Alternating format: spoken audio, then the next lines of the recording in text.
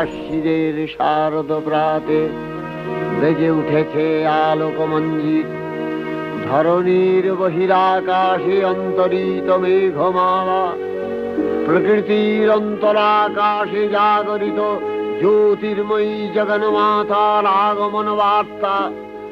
বাঙালির অন্যতম একটা আবেগের দিন, রাত পোহালেই যে মহালয়া। মহালয়ার ভোর 4টে ঘুম থেকে উঠে কলকাতার আকাশবাণী থেকে প্রচারিত মহিষাসুর মর্দিনী এখনো শোনে না এমন বাঙালি বোধহয় বিরল।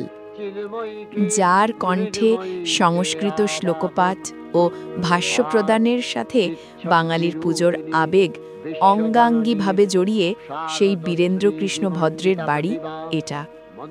উত্তর কলকাতার হাতিবাগানের টাউন স্কুলের পাশ দিয়ে একটু এগিয়ে ডান দিকের একটা সরু গলির মধ্যে হলুদ রঙা বাড়িটার দেয়ালের সাদা ফলকে কালো কালিতে লেখার নামের কণ্ঠ যে দেবী পক্ষের আগমনী বার্তা দেয়।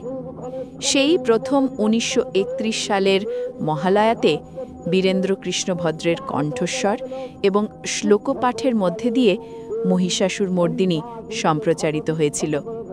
তারপর থেকে অল ইন্ডিয়া রেডিওতে 1976 সাল ছাড়া প্রতি বছর মহালয়ার ভোরে এই অনুষ্ঠানটি সম্প্রচার হয়ে আসছে।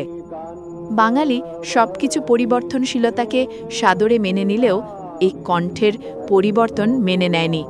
সব বাঙালি সেই প্রথম বোধহয় উত্তম কুমারকে বর্জন করেছিল। পরবর্তী সময় মহিষাসুর মর্দিনী অনুষ্ঠানটি 1952 সাল থেকে পূর্ব রেকর্ড করা বিন্যাসে সম্প্রচারিত হচ্ছে।